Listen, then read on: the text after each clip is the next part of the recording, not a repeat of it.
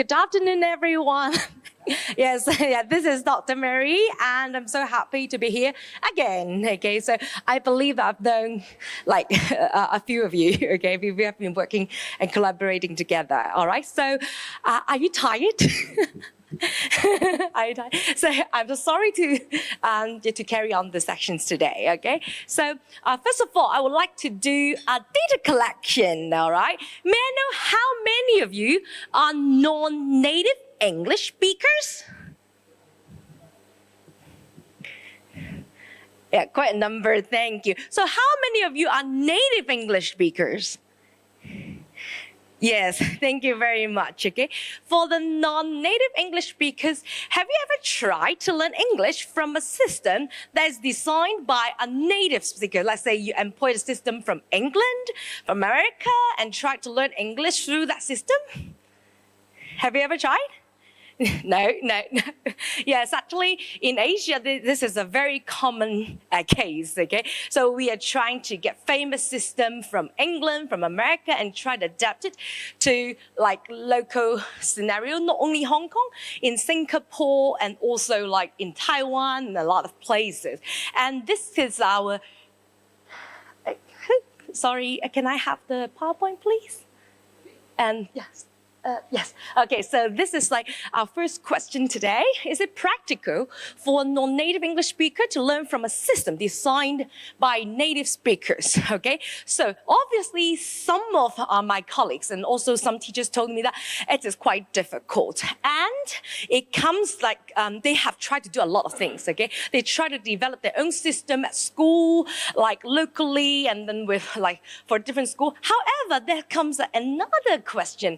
Is it efficient to break down English into different elements to learn? Because you might know that in Asia country, we try to learn, okay, so phonics, okay, we know the sounds, okay, they learn the sounds, and then they learn reading. And then all of a sudden, they suddenly say, okay, oh, we have to spell words, okay, and then like there's a chain of words not related to the phonics instruction. And after that, all of a sudden, they tell you that, let's comprehend, and they expect you to know how to read a passage and understand it. And all of a sudden, they introduce grammar, and you buy a lot of grammar booklets and start to train up grammar. But at the end of the day, the students tell you that we don't know how to write a passage, but they learned everything explicitly, okay? This may not be happened in like native English speaking country, like in America and England, because English is your mother tongue, okay?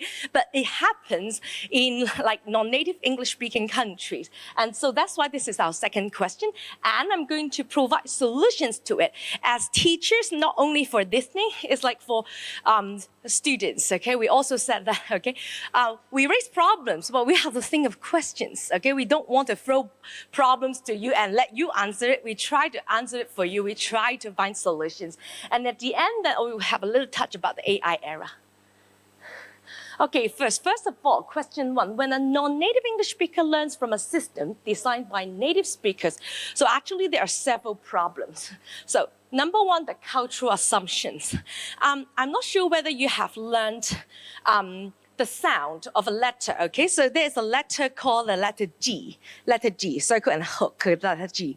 So everyone knows that the sound of the letter G is a G, or it's a G, all right? And how they learn it from a system from England. So that is a story about a plumber trying to fix, like there's a sink over there. Actually, I find it very difficult to when I first learned that story to try to teach a foreign system. So there's a sink, and down to it, there's a pipe or something like that. And the plumber you invite a plumber to come, and once he successfully fixed that machine, like that pipe, okay, and all of a sudden, the water make the sound. And that's how the book taught me. And I find it really challenging to understand, and my students cannot understand as I follow the book and to try to teach them. First question is, what is a plumber? Okay, they don't know because they live in cities with a lot of tall buildings, and then they don't really care about, those workers because they don't really come to the home. They just like staying at school, and then those people may be working when they are not there. So they don't know what's a plumber. And after that, they cannot associate with sound with a with a plumber sink. So that is the reason why at the end of the day, to teach that sound, we try to use like a story. We have to change the story into like a glass, and you try to drink water really quickly and make it and that they understand. Okay, so there are lots of these kind of situations, sometimes about religion. Okay, so they might not know about the story. So because some of the native English speakers, like their story, are related to their cultural background, their religion and stuff, and you may not understand if you're from Asia or other culture. So that's the big problem. And the second thing is, if a system is designed by native speakers, you will find that there's like one system that they think that it's one system that fit it all. And at the end of the day, everyone finds there's difficulty here and there, and they cannot solve it. And after all this problem, it drives to our ultimate problem. As I don't understand, I started to get annoyed, irritated, look away, and let's say, like the teacher say, you're not participating, you're so naughty, you're not concentrating, okay? So that related to the motivation issue. Sometimes they actually want to learn, just they don't know what you're doing, or they find it so boring and they don't know what are you doing, so that's why they look away, all right? So then this is the first question. And now here comes the second question. What are the possible drawbacks of teaching English to non-native speakers using an element-based approach? Okay, as I said, okay, many parents actually, I'm not sure whether if you have an education center in an Asian country, you receive this kind of question, okay? Some parents come to tell you that I don't think learning phonics is useful. And actually, I've done a lot of assessment with the students from other school, and they all come to me and say that learning phonics is not useful. They learn the sound, and then at the end, they can't use it for dictation. You know, the truth is, in Asian country, we still do dictations. We still need to, do sentences. We still need to do all those stuff. We can't escape it. It is because it is like a culture. But in the future, maybe AI can help us with that. However, I still think that you have to learn how to write and read instead of like rely on AI for, spellings. So then that's why I don't think it is wrong to spell the words, okay? Just how to spell it like in a more joyful manner. Okay, so it is about actually phonics is really helpful. However, there are a lot of explicit instructions in Asian country that, they know the sounds, okay? They learn a system of sounds and they don't know how to use it. Okay, use it and then to transfer that knowledge to use on other things like say examination-based things. So actually here come the solutions to these two questions. Actually, from our school started to use this system. It's called Punishkis Phonics. I've finished writing this. I spent like a few times doing researches, a few years, okay, doing researches to work on this system. It is officially published, and you can find it from the library. And actually, this is the system that people can actually gradually learn things. So you might find it a little bit difficult to understand because you do not know the structure of the course. However, actually at the beginning, the students are learning something like single letter sound. And then after that, they will gradually employ sentence learning. And after that, they start building up spelling skill and stuff step by step. Until now, I've taught for this system. I've been teaching it for like more than 5 to 6 years. I have been teaching for 20 years, and I find it is actually quite successful. Okay, I haven't seen a really failed case. Okay, so later I'm going to introduce you. So it is a little bit boring to hear me just talking. So let's see what the students do. I've got the consent from the parents and the student, and they would love to showcase their performance. Okay, so first of all, you can see this is the phonics level chart. Okay, so this is level 1, level 2, level 3. And now let's see, level 1, okay, what is the student doing? So when are they ready? Okay, as long as they are willing to enter a classroom and they're able to sit and they're able to hold a crayon and they can start. Because it's actually, for them, it's kind of fun. People think that, people may ask me, is that too early to learn? Actually, even learning from home, learning at home from your parents is still learning. It's just like, because in Asian country, we do not have much time to teach them at home. So then we try to let them learn a little bit of the thing outside. And this is the situation. And this is a little boy. Sorry, there's no sound. Yes, I cannot hear the sound. Can I read? Yes. Okay. Is it okay to have the sound? Okay, now okay? No sound.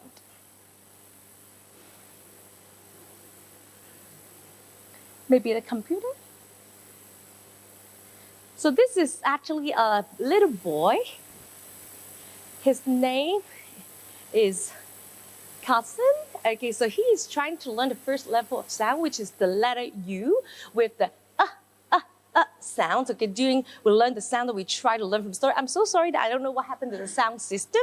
Okay, but actually, like he was trying to follow us and say the upstairs. Okay, actually, these words are all come from a story that you can see that none of these pictures or words are actually related to any cultural background. It's just simple emotion, like daily objects. Okay, there are stairs that you must walk up. Okay, so that you can see this. And then here we come. Maybe we can try the second video and see whether it works. Okay, so and this is the level 2. So level 2, we are trying to start to blend the letters together and try to read them. So if the sound works, and then basically this little boy called Austin, again, he tries to put the letter together and try to read it by himself. Actually, if you can hear his wonderful voice, he's having really such a good time to make funny mistakes. Okay, like the common one, mixing the "e" and the "e" together, and then try to blend the words one by one. And you can see that I haven't put in a lot of pictures on the page. It is because you may have encountered some situations that the students might look at the picture and guess the word and tell you the answer. And that's the situation for the well-published book. They're all with like wonderful animations. And then the kids only look at the picture, but not the word. And they say, hey, look at the picture, and you have to cover it up and this and that. So we try to make it like explicit pages to do that. It cannot fix, right?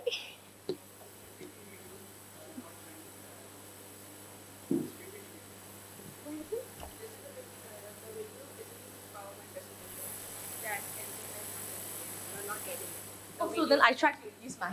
Oh, I'm so sorry. I think the sound cannot be fixed for today. So yeah, let's imagine a little bit. We are all good educators. We're good at imagination.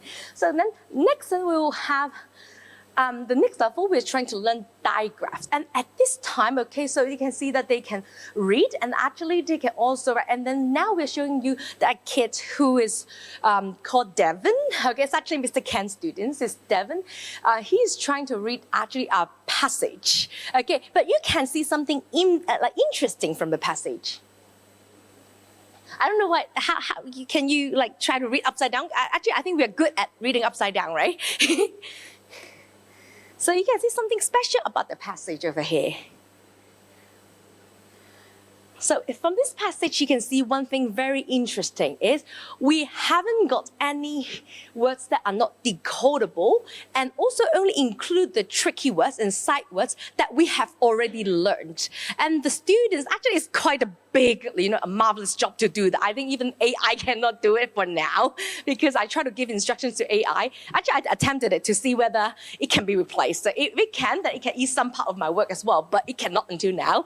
So maybe my prompts are not very accurate, okay? So and then these passages, you can see that they only include the level 1 tricky word, I, he, me, we, be, go, no, so, to, do, my, buy. That's my level 1 tricky words.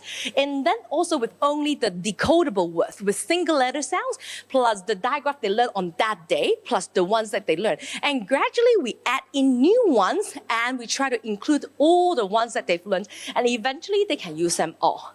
And the next level, so you can see this kid is around Devin's around 4 years old now. And then after that, okay, actually he's doing it also, the main thing is he's still doing it joyfully, all right? And the next stage, okay, then you will see a child try to use the sounds they learn. This is the level 4. They have a little bit of grammar concept, a little bit of sentence making concept, and they're trying to do this. Yes, you can see that I tried to ask him a question, okay, on the vocabulary. Like he picked the word fierce, okay? So he picked the word fierce. Actually, at this level, he's learning the CE. The naughty E changed the k into S sound and becomes the word fierce.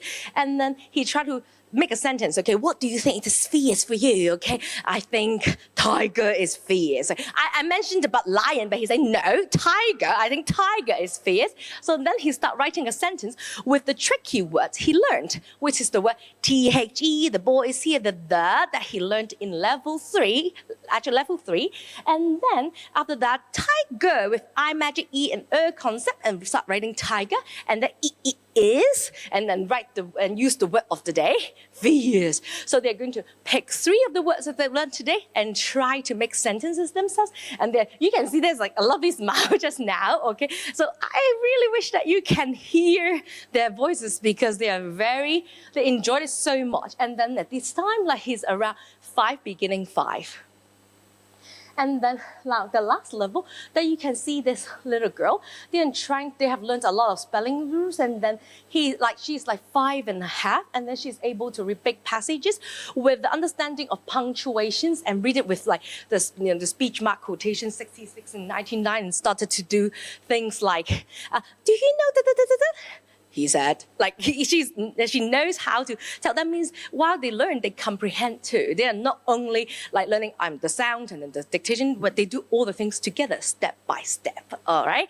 And today, okay, so although we haven't got to the sound from the videos, however, we have a special guest today. Okay, and this special guest has learned phonics starting from the day, I think, when she was born in my tummy or 7. She's actually my daughter. And finally, she turned 12, and now she can come with me to conferences. I can bring her everywhere. And she's going to demonstrate you how we do things together at home and at school. All right? Okay. Can you help me to greet her up here? Thank you.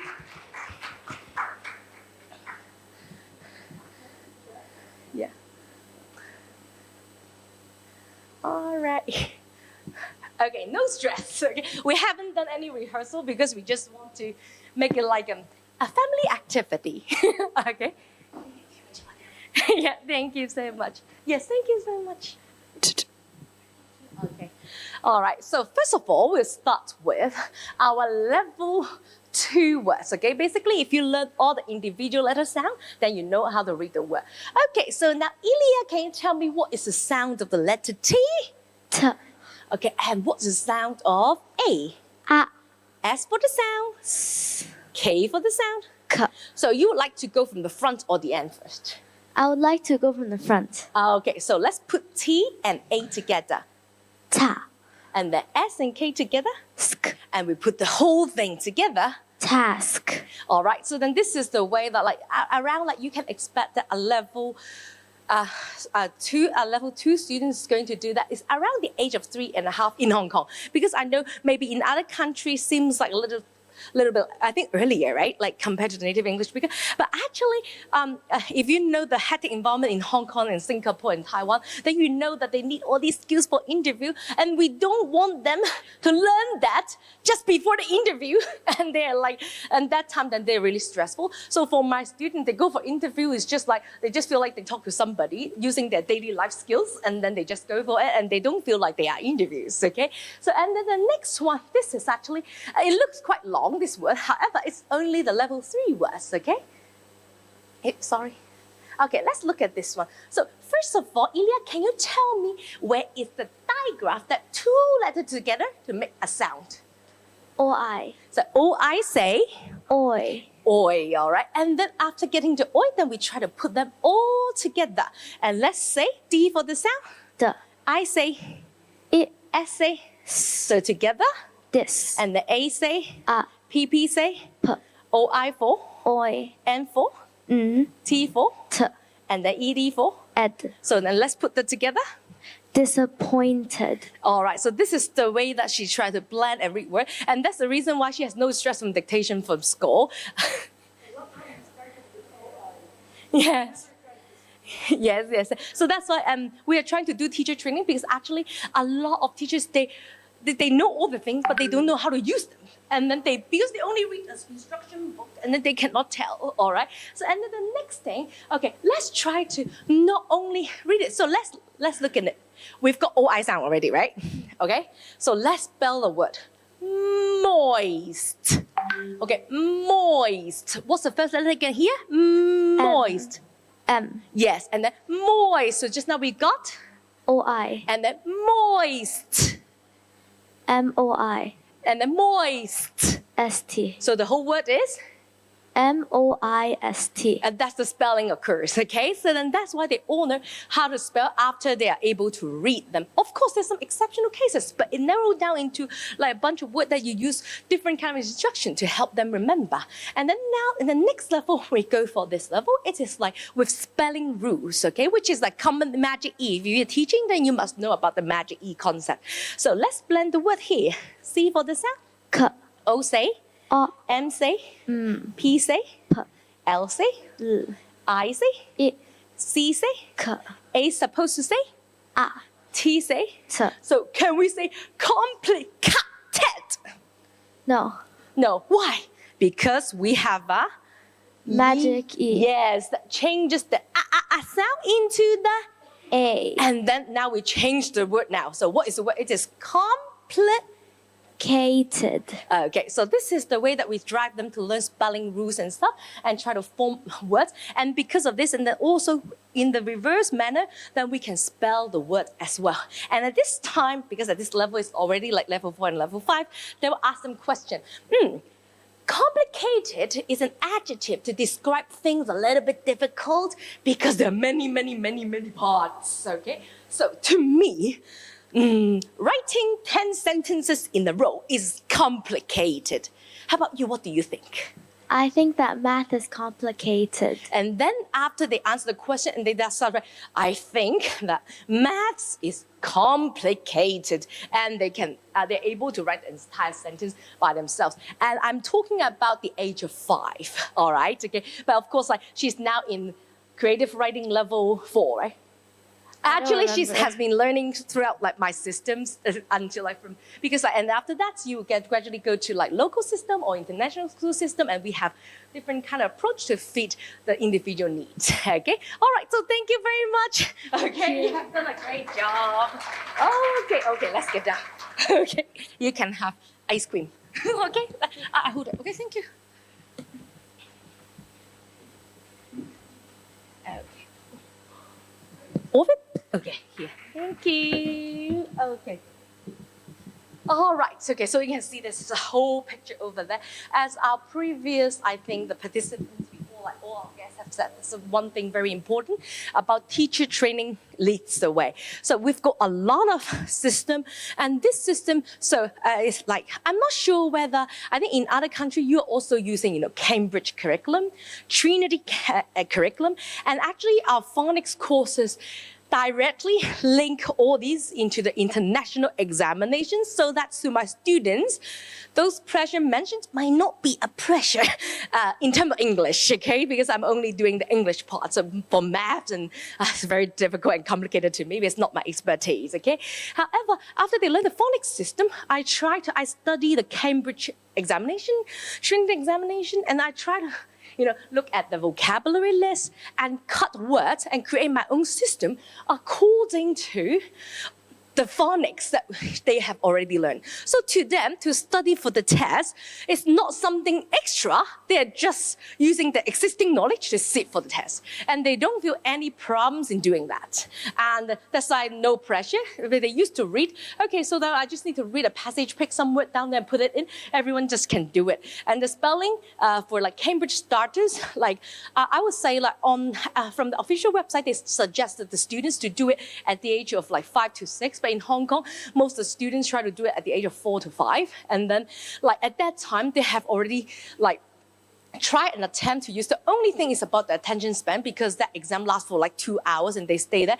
But at least like they're doing something they're familiar, they just do it faster and go away, all right? Instead of like staying inside, okay? And that's the difference only, all right? So then that's the thing, okay? So how to help schools, because every school is different. I've cooperated with schools in Hong Kong and tried to use merge my curriculum with the existing curriculum. Okay, so then there's a target to hit. Okay, and I look into the target. Okay, ultimately, the kids have to be able to do that. So I try to merge my system with the school. So, and the overall performance, okay, of the school, like significantly become like the district #1, like that. But the kids are happier, easier, and the teachers are easier. It is because the most important word here is teacher training leads the way, all right? So I go to different schools in person to make sure that the teachers, they know it, okay? They know how to deliver the knowledge they already know. And they don't need to read that bulky book, because every system, like from like America, from England and stuff, they've got like a teacher toolbox. To be honest, none of my friends want to read them before they teach. After they read them, they have to understand them and have to deliver it in the correct way. It's quite a difficult way. However, if I study their curriculum and I tell them what is very useful and I try to demonstrate how to do it, they watch it one time for every single thing that they're going to teach, and they can get at least like 70%, even though like sometimes they're tired about doing other reports, but they just like listen a little bit and then wake up a little bit, they can still get like 70%. If they don't remember things, then they text me. Okay, all the school teachers, they text me. So, and this one, like this, I have like launched this program in like Hong Kong and then in Singapore. Like some of the places, they start from kindergarten, some of the places they start in primary school, depends on the local education system. So the good thing is that we can adopt, okay, all the things, okay, into their current education system by studying with it and collaborate with the teachers and the principals, okay? And other than that, because, you know, like only doing the language and writing, okay, is not that interesting enough. So that's why we got alternative courses with my background, because I used to be a musical director.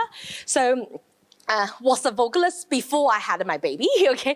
And so I get to the backstage and do those things. So then I have been writing musicals for university, and now I'm moving lower to the younger group, doing the, you know, the Trinity speech and drama courses, and also those kind of like young performance certificate.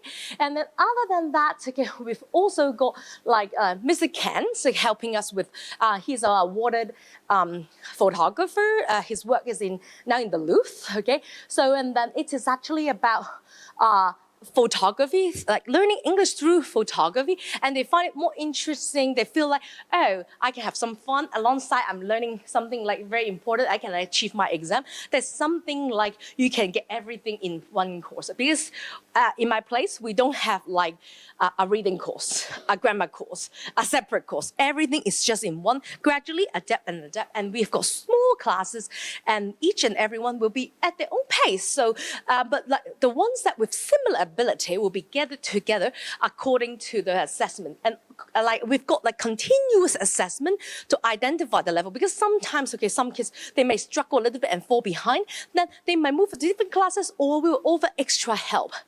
So now here come to our last part of the day, the AI era, all right? So as we mentioned in previous, a lot of like sessions talking about, can AI replace real life learning in early childhood education? As I mentioned before, it is only a supplement and never be a substitute, okay? It is because, especially for young children, okay? So they actually learn much better, okay, with some action. So when you do phonics, can you imagine that they only look at the screen and then like follow, and then say da da da and just sing the song. And after that, oh, they can verbally repeat something. However, it's like very robotic. They actually do not understand the meaning very well. They're just repeating like a robot actually. So that's why we have, like when we teach, we involve social and emotion. There are physical development. They're doing like, I like to hop. Okay, and then we've got like the creative and play, and then there'll be like different things. So, and then that's why we are saying in here, okay, especially early childhood education, we cannot use AI to replace it. But for me, AI is simply a tool to create more interesting materials, and how we guide them is the most important thing. Yes, and also according to these are the researchers, I think the comparatively recent one, you can see Royal College from UK and the UNICEF, all the academic review and American Academy, like even the Western country identified that learning, like from 3 to 6 years old, they should spend less than 1 hour a day. So I expect that people in Hong Kong, like students in Hong Kong and Singapore, they've got Chinese, they've got like, other language to learn. So just spend 15 minutes, okay? And how we let the kids to learn AI. Do you remember just now those videos? Okay, those videos are their revision, okay?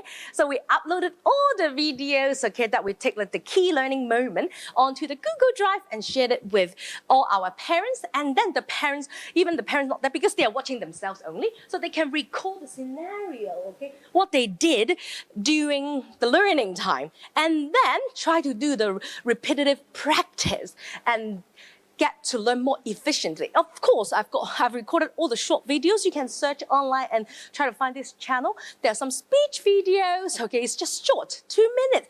And the main thing is very little animation. Okay, so the main thing is more like on the voice, some simple graphic and stuff. So this is one of the animations. I'm so sorry that I cannot let you hear the sound. Okay, so presented by Bunny Kids. Oh, there's some voice. Night Owl. Yeah. Okay. Andrew So we've got. I tried to Clouds imitate look like children's voice to voice over all these videos to let them riding high. individual poems and some explanations, because many of my kids enjoy joining those kind of like competitions, like to build confidence and stuff, and they regard it as a game and like practice. And this is the end of my presentation. Okay, so. The wind whispers slowly, like a dragon's empty and also roar. you can also add in here, because there are some level of like teaching videos and stuff is quite simple, okay, and clear and easy. So and then you may also, these are the references that I've quoted. Okay, if you want the references, I'm going to give you all, and then you can just like fact check with it. And after that, you can see here, try to link, like connect. Okay, scan the code, and this is Mr. Ken, and this is Mary. So that we'll try to, these are all the content in the website and stuff, then you can try to look into it. There's some brief explanation, or you can just simply WhatsApp me, and then I can just provide you with, all the possible informations. And now, so as usual, maybe question and answer session. See anyone has some questions for me?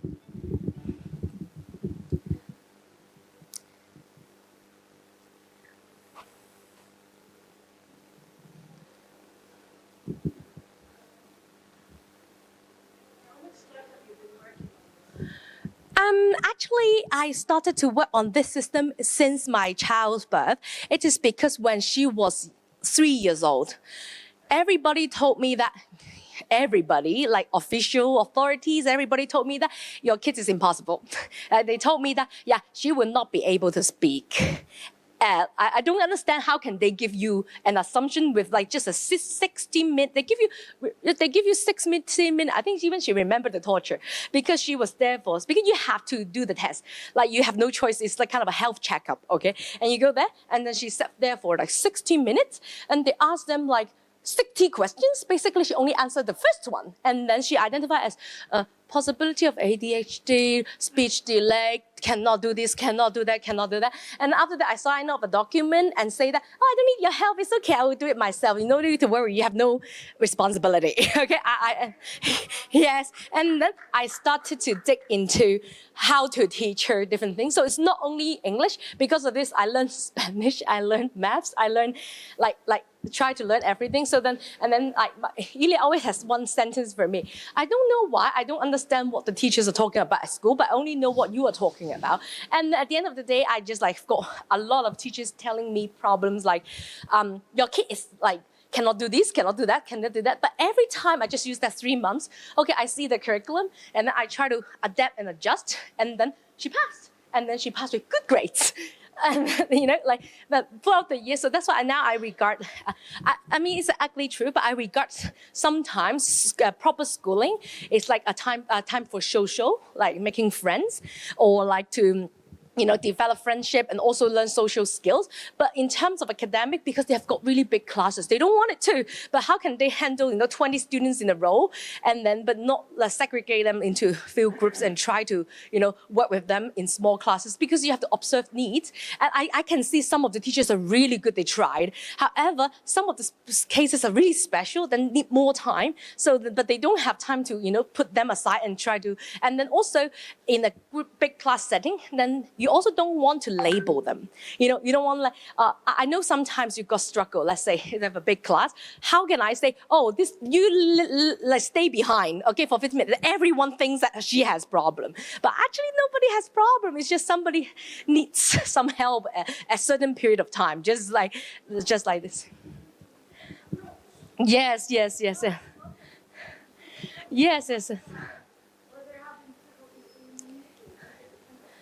And different time, different stages, everyone has a different learning path. Like for me, maths was impossible. And I suddenly know maths and my master degree, and I got A+. And I didn't know, so why I didn't understand it when I was younger. And then I was being accused that I was lazy. But I remember that I have spent like 3 hours on only one problem, and I cannot get the answer. But you know what? Like usually the math teachers are good at maths, so then they don't know what are the problem with the kids that are not good at maths. And our thinking procedure, what's wrong with us? Okay, which part is left behind? But I got A+ at master degree. But before that, I failed for my whole life. I kind of pray to God that please make me pass, and I don't need to see maths again. When I was in secondary. Yes. Thank you. Yes. Thank you.